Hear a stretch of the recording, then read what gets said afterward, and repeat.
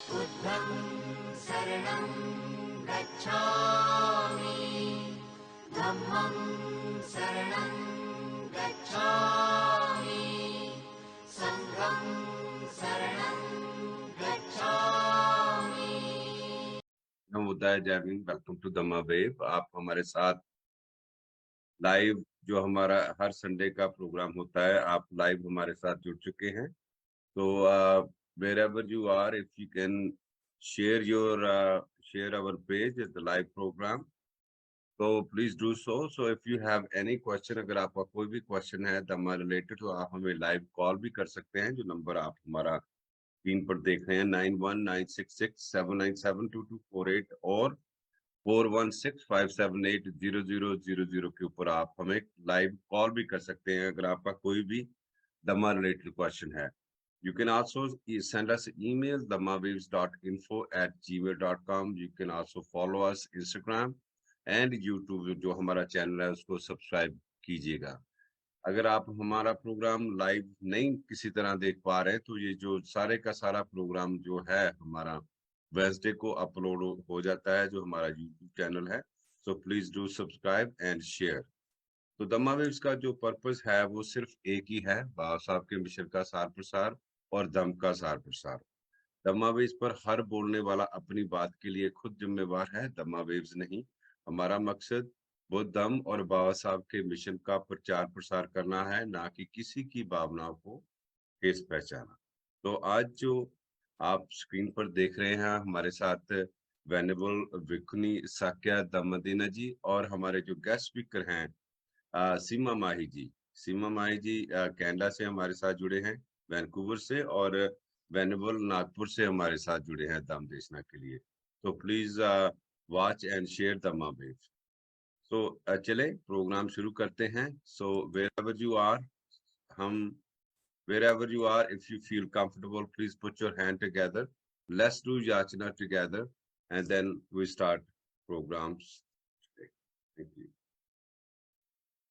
अहंग बन्ते तिसृणेन सह पंचशीलं धम्मं याचामि, अनुं अहं कत्वा शीलं तेथ में बन्ते द्वितीयंपि अहं बन्ते तिसृणेन सह पंचशीलं धम्मं याचामि, अनुं अहं कत्वा शीलं तेथ में बन्ते तत्यंपि अहं बन्ते तिसृणेन सह पंचशीलं धम्मं याचामि, अनुं अहं कत्वा शीलं देथ में बनते।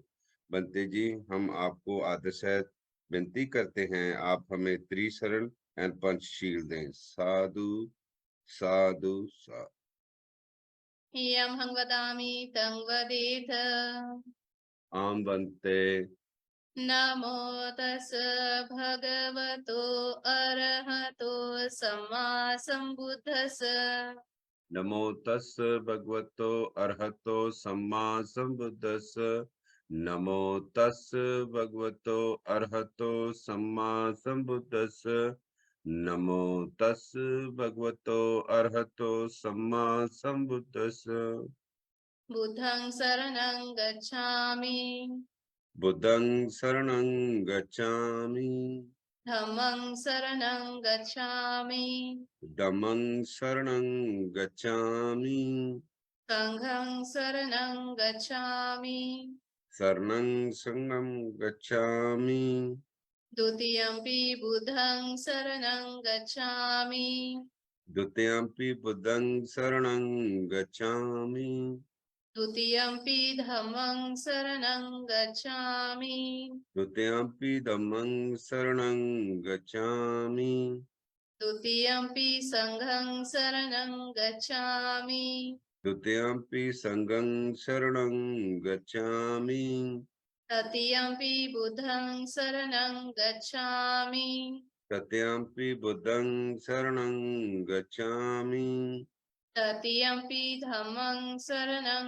गच्छामि, तृतीयंपि धम्मं शरणं गच्छामि, तृतीयंपि संघं शरणं गच्छामि, तृतीयंपि संघं शरणं गच्छामि, ते शरणगमनं परिपुनं बनते पानातिपाता वेरमणि सिक्खापदं समादियामि पाणितिपाता वेरमणि सिक्खापदं समादयामि अदिन्नादाना वेरमणि सिक्खापदं समादियामि अदीन्नादाना वेरमणि सिक्खापदं समादयामि कामेषु मिच्छाचारा वेरमणि सिक्खापदं समादियामि कामेषु मिच्छाचारा वेरमणि सिक्खापदं समादयामि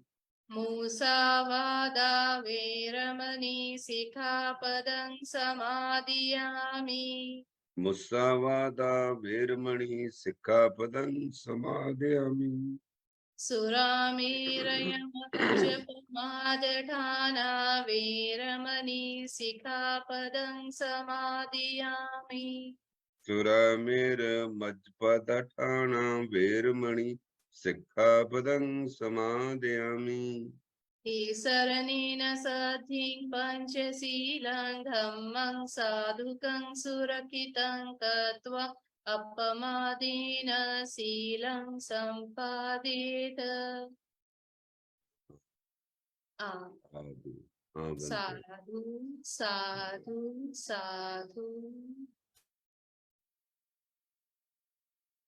जी वेनुबल, बहुत बहुत धन्यवाद वेनुबल, आपने हमें दमावे पे फिर एक बार हमें समा दिया। और वेनुबल, हमारे जो उपासक हैं काफी हमें अच्छी फीडबैक आई और वो चाहते थे कि वेनुबल को फिर दोबारा लेके आया जाए, क्योंकि आपका जो एक्सप्लेनेशन करने का जो तरीका है बहुत सरल है, बहुत इम्प्रेसिव है।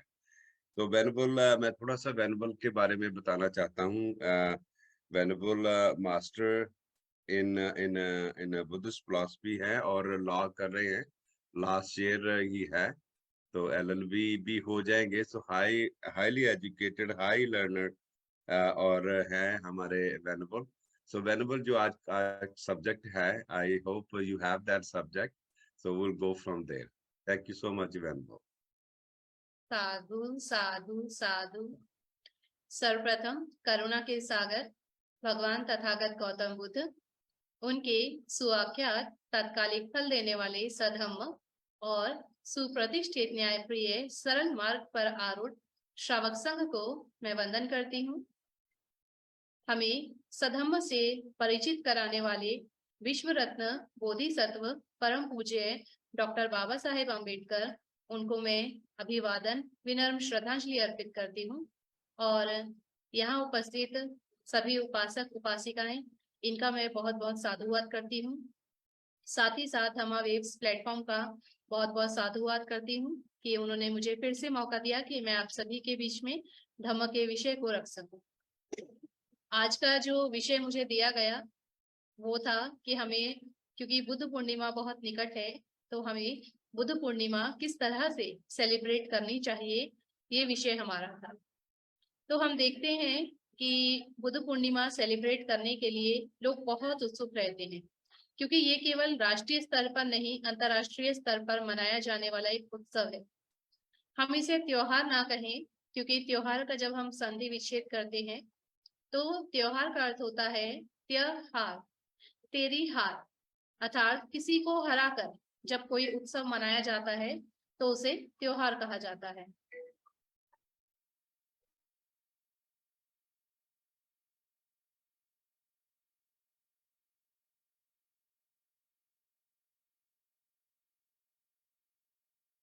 जी वेनुबल,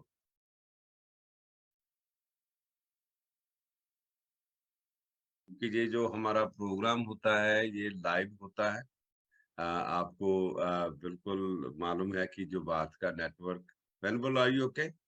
या I am okay. Thank you. तो जो हमारा ये पर्व है ये हमारा अंतर्राष्ट्रीय पर्व होता है और इसीलिए हम इसे मंगल उत्सव कहते हैं।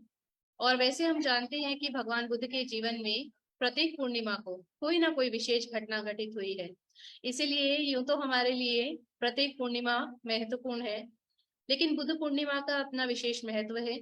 जैसा कि हम जानते हैं, भगवान बुद्ध ने स्वयं अपने महापरिनिर्वाण के समय जब भंते आनंद ने उनसे पूछा था कि भगवान, अगर अभी आप महापरिनिर्वाण प्राप्त कर लेते हैं तो यदि कोई आपसे मिलने का इच्छुक होगा, क्योंकि उस समय फोन नहीं होते थे, इंटरनेट नहीं थे, तो भगवान तो कुशीनगर में महापरिनिर्वाण को प्राप्त कर रहे थे, लेकिन भगवान की जो ख्याति थी वो पूरे भारत में, पूरे श्रीलंका में भी, जब उसे ताम्रपर्णी द्वीप कहा जाता था, वहां तक फैली हुई थी।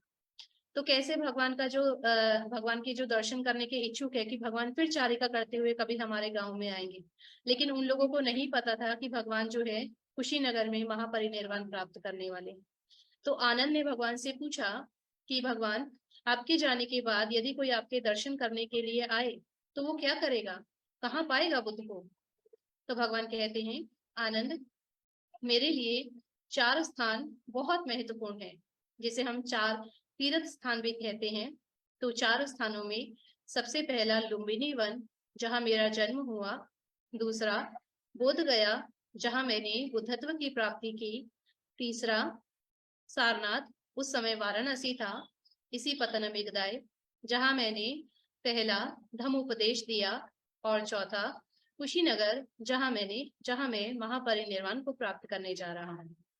तो भगवान ने अपने ही जीवन में बताया कि यदि कोई बुद्ध के दर्शन करना चाहता है, तो यदि वो इन 4 स्थानों का दर्शन कर लेता है, तो इसका अर्थ है कि वो बुद्ध के दर्शन कर लेता है। तो इन 4 स्थानों में 3 जो स्थान है, अर्थात इन 3 स्थानों पर जो 3 मुख्य घटनाएं घटित हुई, वो वैशाख पूर्णिमा को ही घटित हुई। तो भगवान ने जब स्वयं अपने जीवन में इन 4 का बहुत महत्व बताया है, और हम जान रहे हैं कि इन 4 में से 3 घटनाएं बुद्ध पूर्णिमा को ही घटित हुई, तो अपने आप में ये पूर्णिमा अन्य पूर्णिमाओं से विशेष हो जाती है। भगवान का जन्म वैशाख पूर्णिमा के दिन ही हुआ, भगवान ने बोधि ज्ञान की प्राप्ति वैशाख पूर्णिमा के दिन ही की, और महापरिनिर्वाण की प्राप्ति भी वैशाख पूर्णिमा के दिन की। केवल जो भगवान ने प्रथम धम्मोपदेश दिया वो आषाढ़ पूर्णिमा के दिन सारनाथ में दिया। तो इस पूर्णिमा को हम कैसे सेलिब्रेट कर सकते हैं, ये महत्वपूर्ण विषय है।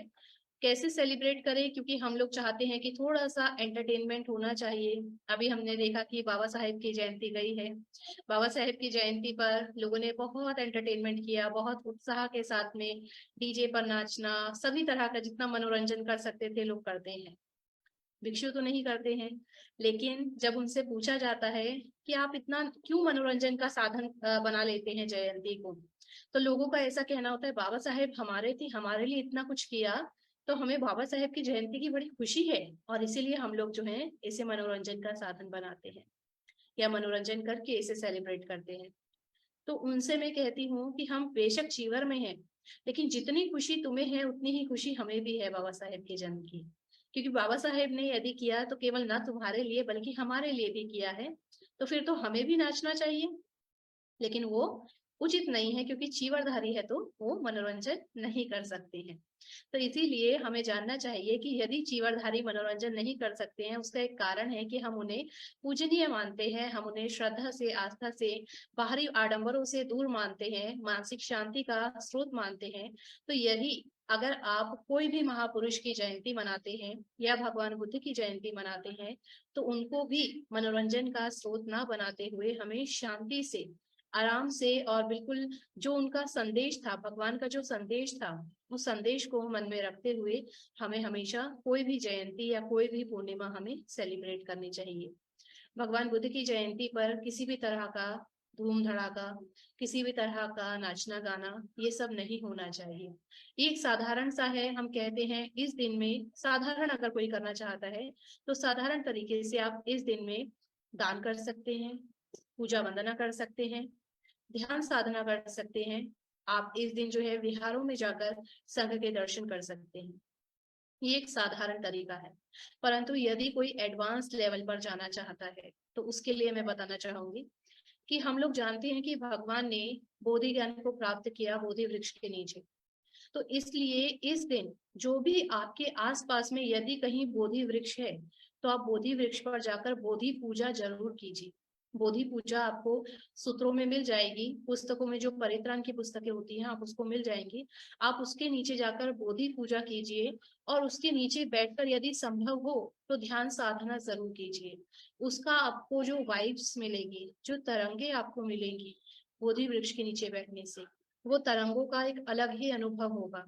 उसके नीचे बैठकर यदि आप आनापान करते हैं तो निश्चित रूप से आपकी एकाग्रता में वृद्धि होती है। इसके अलावा यदि बोधि वृक्ष नहीं है और यदि बोधि वृक्ष है भी, तो जो भी हमें आसपास में कोई ऐसा स्थान दिखाई दे जो स्थान खाली हो या कोई पूजनीय स्थान हो, विहार हो, या अपने घर में ही आसपास में जहां पर भी आपको खाली स्थान दिखाई दे वहां पर आप वृक्षारोपण कीजिए। पहला चीज, हमें बुद्ध पूर्णिमा पर एक बोधि वृक्ष जरूर लगाना चाहिए। इसको संकल्प लीजिए कि हमें जगह जगह पर हमें बोधि वृक्ष, वैसे भी अगर हम वैज्ञानिक तरीके से भी देखें तो बोधि वृक्ष के अपने बहुत सारे लाभ हैं, तो हमें बोधि वृक्ष जरूर लगाना चाहिए। ऐसा मेरा कहना है कि बुद्ध पूर्णिमा पर सभी को अपने आसपास में, विहारों में या घर के आसपास में यदि कोई क्षेत्र है वहां वृक्षारोपण जरूर करें और एक बोधि वृक्ष आप लोग जरूर लगाएं। बाकी ध्यान साधना आप कर सकते हैं उसके नीचे। दूसरा, हम जानते हैं कि भगवान ने जो वैशाख पूर्णिमा पर बोधि ज्ञान को प्राप्त किया, बोधि ज्ञान को प्राप्त करने से पूर्व भगवान ने खीर ग्रहण की थी। तो खीर का बड़ा ही विशेष महत्व है भगवान बुद्ध के जीवन में, और खीर को पाली भाषा में हम मधुपाया भी कहते हैं। तो मधुपाया का बड़ा ही विशेष महत्व है। भगवान ने अपने महापरिनिर्वाण के समय भंते आनंद से कहा था कि आनंद, मेरे जाने के बाद तुम किसी को ये मत बताना कि चुंद के भोजन करने के बाद में मुझे अतिसार की बीमारी हुई, क्योंकि चुंद की चेतना गलत नहीं थी। यदि लोगों को पता चलेगा कि चुंद का भोजन करने के बाद मैं बीमार हुआ तो लोग चुंद पर दोषारोपण करेंगे। और फिर भगवान कहते हैं कि मेरे जीवन में दो ही भोजन अति विशेष महत्व रखते हैं। सबसे पहला सुजाता की खीर और दूसरा चुंद का अंतिम भोजन। तो भगवान ने इन दोनों भोजन को अपने जीवन में बहुत विशेष महत्व दिया।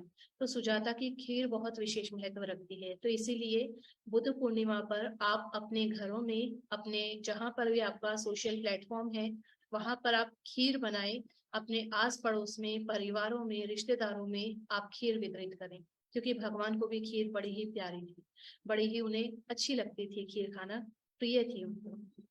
साथ ही साथ पूर्णिमा का दिन है, रात को प्रकाश चांद का बहुत अच्छा होता है, लेकिन आप लोग प्रकाश अपने घरों में भी करें, जैसे हम दिवाली में करते हैं। अपने घरों को सुसज्जित करते हैं, लाइट लगाते हैं, कैंडल्स लगाते हैं, दिए लगाते हैं। हमारा उत्सव है तो हम प्रकाश में करें, पूरे वातावरण को प्रकाश में करें। तो बोधि वृक्ष लगाएं, वातावरण को प्रकाश में करें और साथ ही साथ खीर वितरित करें। इसके अलावा भी बहुत सारे तरीके हैं। एक संकल्प लें कि आप हर साल बुद्ध पूर्णिमा पर एक नए परिवार को जोड़ेंगे, धम्म में एक नए परिवार को जोड़ेंगे, एक कल्याण मित्र को जरूर जोड़ेंगे, ऐसा संकल्प लें। यदि इस ग्रुप में आज मैं देख रही हूँ 9 लोग जुड़े हैं, यदि आप अगली बुद्ध पूर्णिमा तक एक परिवार को भी जागरूक कर पाए भगवान बुद्ध के धम्म के शिक्षा के प्रति, बाबा साहेब का जो मिशन था, बाबा साहेब का जो कार्य था, बाबा साहेब का जो संघर्ष था, उसके प्रति अगर आप एक परिवार को भी धम्म में शामिल कर पाए तो हमारे लिए बुद्ध पूर्णिमा सार्थक सिद्ध होगी। तो एक नए परिवार को जोड़ने का संकल्प जरूर लें कि हम हर बुद्ध पूर्णिमा पर एक नए परिवार को जोड़ेंगे, फिर चाहे वो मित्र में से हो, रिश्तेदार में से हो या कोई दुश्मन ही हो, उसे भी जोड़ने का प्रयास करें, मैत्री से जोड़ने का प्रयास करें। इसके अलावा जो लोग जैसे कि कुछ महिलाएं हैं बहुत आस्था और श्रद्धा रखती हैं, या पुरुष हैं, आप लोग अगर सुत्त पठन करना चाहते हैं तो सुत्त पठन में 3 सुत्त हैं जो भगवान बुद्ध के जन्म का सुत्त है, भगवान बुद्ध ने बोधि ज्ञान को प्राप्त किया, बोधि कथा, और भगवान बुद्ध ने महापरिनिर्वाण को प्राप्त किया तो महापरिनिर्वाण सुत्त है।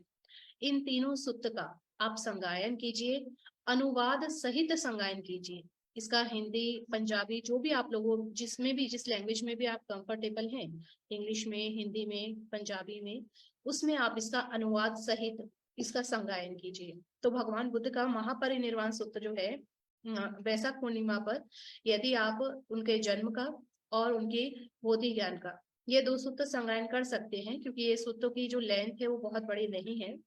लेकिन मैं आपको बता दूं कि महापरिनिर्वाण सूत्र जो है वो बहुत लेंथी है और उसे मुझे लगता है अगर कंटिन्यू आप चैंट करेंगे तो 2 से 3-4 घंटे आपको आराम से लगेंगे।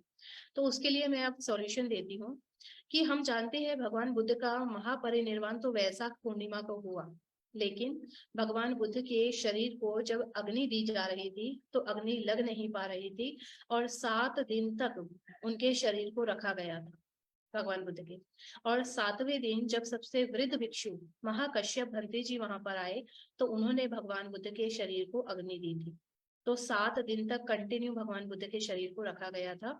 तो हम लोग अगर महापरिनिर्वाण सूत्र का संगायन करना चाहते हैं उसमें क्या है, वज्जियों से लेकर के कैसे जो अजात शत्रु राजा था वो किस प्रकार वज्जियों पर आक्रमण करना चाहता था, फिर भगवान ने उसमें राजा के सफल होने के 7 गुण भी बताए हैं कि वज्जियों को कोई नुकसान नहीं पहुंचा सकता क्योंकि वज्जी ये 7 नियमों का पालन करते हैं।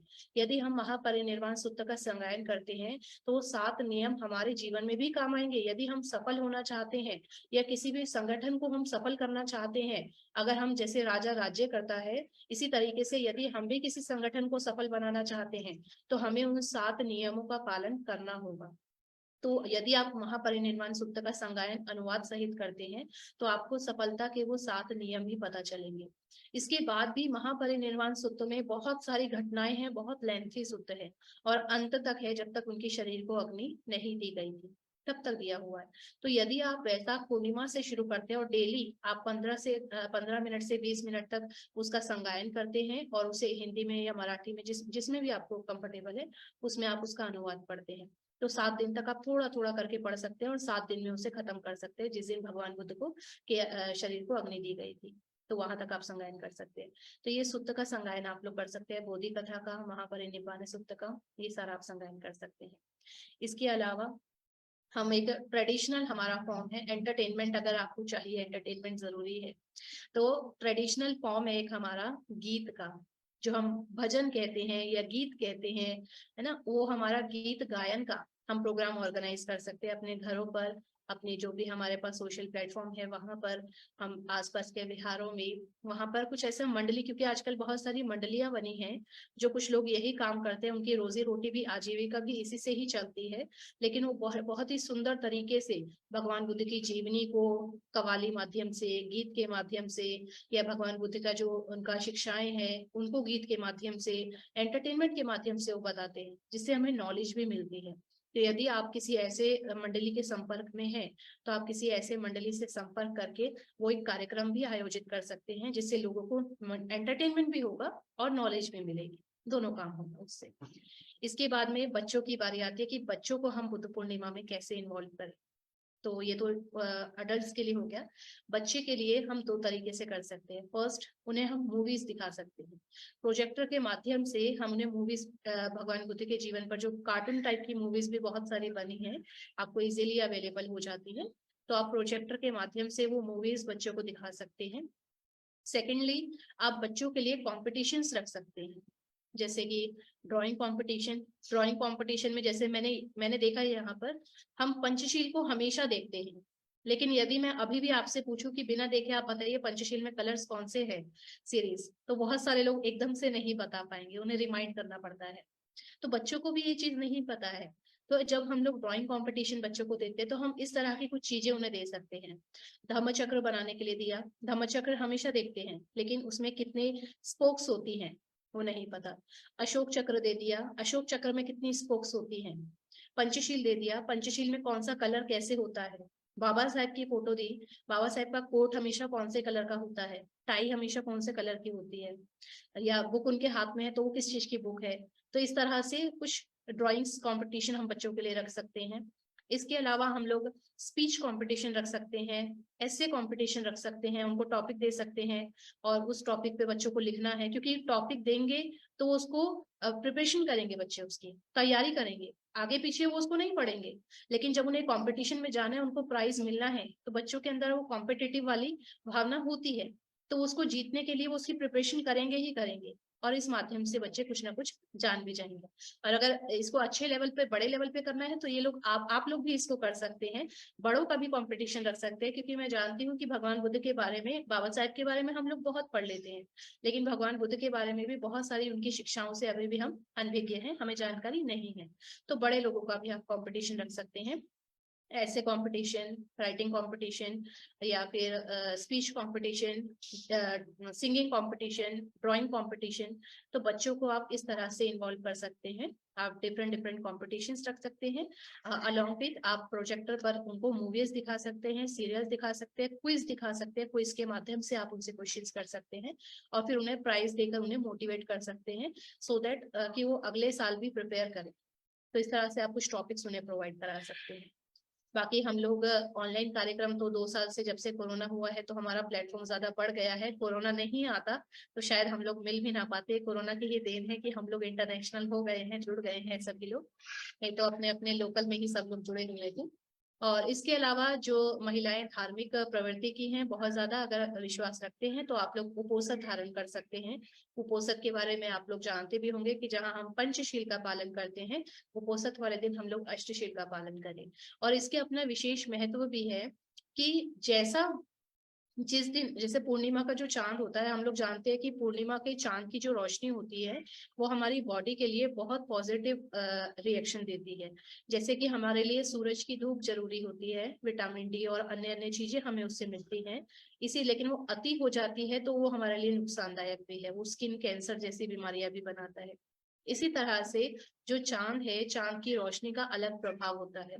और ऐसा कहा जाता है, साइंटिफिक भी यही है कि चांद की रोशनी जो है, जैसा हम लोग सोच रहे होते हैं या जैसी हमारी प्रवृत्ति बनी होती है, चांद की रोशनी उसे और प्रबल कर देती है और पावरफुल कर देती है उसे। तो यदि किसी दिन हम लोग बहुत गुस्से में, बहुत द्वेषी मन में, क्रोधी मन में, घृणा भरे हुए, नफरत भरे हुए हैं और हम चांद की रोशनी में थोड़ी देर बैठ जाएं तो वो उसको और प्रबल कर देगी। पर यही अगर हम लोग, क्योंकि बुद्ध पूर्णिमा का दिन है, पूर्णिमा का दिन है, पूर्णिमा वाले दिन यदि हम उपोषण धारण करें, उपोषण धारण करने का अर्थ है कि आप एक दिन भिक्षु या भिक्षुनी की तरह जीवन जी रहे हैं। और जब आप भिक्षु या भिक्षुनी की तरह जीवन जीते हैं तो इसका मतलब आप समता से, करुणा मैत्री से भरे होते हैं, धम्म से भरे होते हैं। आपके अंदर कोई भी लोभ द्वेष मोह बहुत कम मात्रा में होता है, या आप नियंत्रित करना जानते हैं उसको।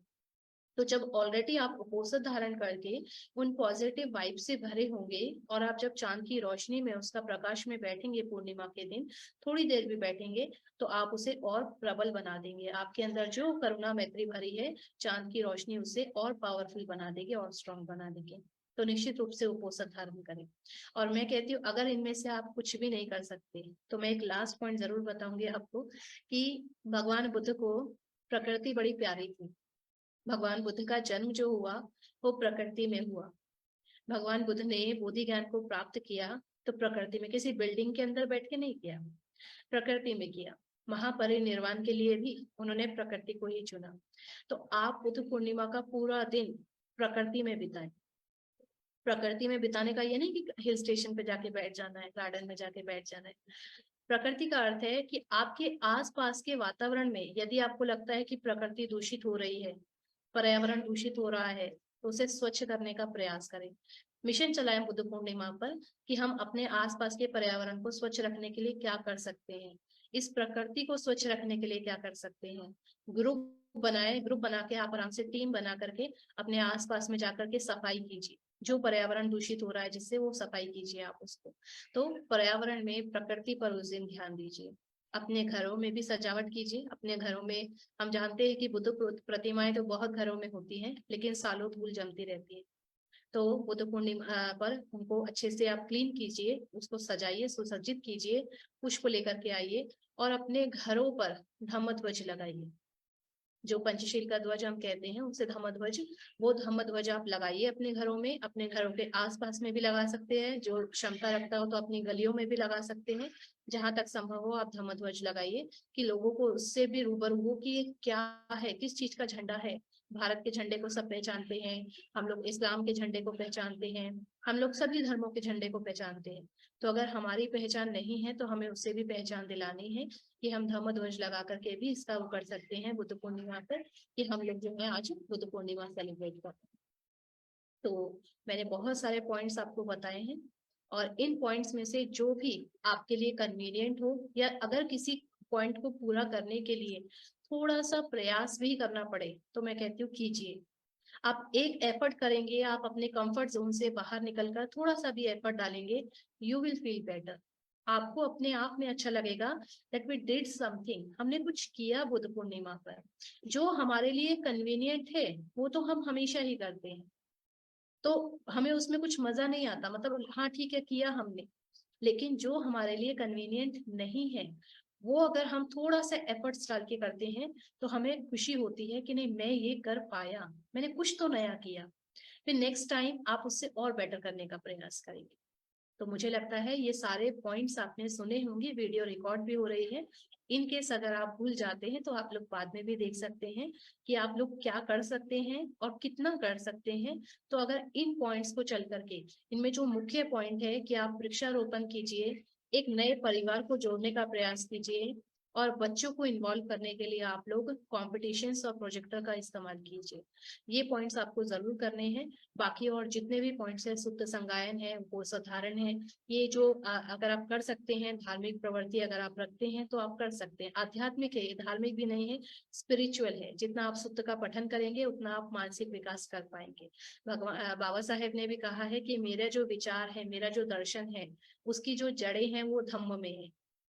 बाबा साहेब कहते हैं कि तुम्हें लगता होगा कि मुझे धम्म से ज्यादा राजनीति में रुचि है, लेकिन ऐसा नहीं है, मुझे राजनीति से ज्यादा धम्म में रुचि है। और वास्तव में हम देखते हैं कि आज बच्चों, जो हमारे बच्चे हैं, हम इंडिया में कंडीशन आप लोग जानते हैं कि अगर किसी भी बच्चे के ऊपर छोटी सी भी अगर उसको हैरेस किया जाता है या किसी तरह से एक्सप्लॉइट किया जाता है तो वो इतना डिप्रेशन में आ जाते हैं कि वो स्कूल कॉलेज जाना छोड़ देते हैं, सुसाइड कर लेते हैं। इस तरह की घटनाएं हमारे सामने आती हैं। लेकिन बाबा साहेब ने इतना कुछ बर्दाश्त किया, इतना कुछ सहन किया, और उसके बाद भी वो ऐसा व्यक्ति जो इतना स्ट्रांग रहा और इतना स्ट्रांग होकर उसने ये सारी चीजों को पार भी किया और हमें इतना कुछ देकर भी गए। तो उनके पीछे कहीं ना कहीं धम्म जुड़ा हुआ था। 1935 में ही घोषणा की हिंदू धर्म छोड़ना है, उसके बाद से ही उन्होंने धम्म का अध्ययन करना शुरू कर दिया और इतने सालों तक लगातार धम्म का अध्ययन करने की वजह से उन्हें वो मानसिक बल प्राप्त हुआ कि इतना कुछ ऑपोजिट चीजें होने के बाद भी उन्होंने अपना धैर्य, अपनी सहनशीलता नहीं खोई। तो अगर हम धम्म बुद्ध पूर्णिमा को हम धार्मिक तरीके से मनाते हैं और आध्यात्मिक तरीके से मनाते हैं तो हमारा मानसिक बल बढ़ता है। और जब हमारा मानसिक बल हमारा बढ़ेगा, हम मन से स्ट्रांग होंगे, तो हम जितना भी, चाहे हम राजनीति में हो, चाहे हम सामाजिक व्यक्ति हो, चाहे किसी भी क्षेत्र में हम लोग जा रहे हैं, तो जिस व्यक्ति का मनोबल बड़ा होगा वो व्यक्ति हर क्षेत्र में जाकर अपना बेहतर परफॉर्मेंस दे सकता है। लेकिन जो पहले से ही उसका जो आत्मविश्वास है वो पहले से ही कमजोर है, मनोबल पहले से ही गिरा हुआ है, वो किसी भी क्षेत्र में निपुण क्यों ना हो, कायिक रूप से वो शारीरिक रूप से कितना ही निपुण हो, लेकिन अगर मनोबल उसका गिरा हुआ है तो वो किसी भी क्षेत्र में जाकर बेहतर नहीं कर पाएगा। इसीलिए आध्यात्मिक होना, धार्मिक होना, भगवान बुद्ध के धम्म को पढ़ना बहुत जरूरी है। और बुद्ध पूर्णिमा पर हम लोग ये भी संकल्प लें कि हम लोग एक सूक्त का तो संगायन कम से कम करें, पूरा करें। महापरिनिर्वाण सूक्त का अगर हम 7 दिन तक संगायन कर सकते हैं, अपने घरों में कर सकते हैं अनुवाद सहित, तो उसको भी हम लोग करें। और उसमें जो विधियां भगवान ने बताई है उसे हम अप्लाई करने का कोशिश करें, ताकि हम लोग हर क्षेत्र में जाकर के बेहतर परफॉर्मेंस दे सकें। तो आज के लिए मैं इतना ही कहना चाहूंगी। तो आशा करती हूँ कि जो भी पॉइंट्स आप लोगों ने सुने हैं उसे आप बुद्ध पूर्णिमा पर पूरा करने का प्रयास करेंगे और उसी विधि से आप लोग बुद्ध पूर्णिमा सेलिब्रेट करने का प्रयास करेंगे। और इसी प्रकार से धम्म में चलते हुए, धम्म के मार्ग में चलते हुए अपने जीवन में जिस सफलता को आप पाना चाहते हैं उस सफलता को पाएंगे। लेकिन उस सफलता को पाने के बाद भी हमेशा आप धैर्य, सहनशील और करुणा मैत्री से भरे रहेंगे, ऐसी मैं आशा करती हूँ और सभी के लिए यही मंगल कामनाएं देती हूँ। बुद्धं शरणं गच्छामि, धम्मं शरणं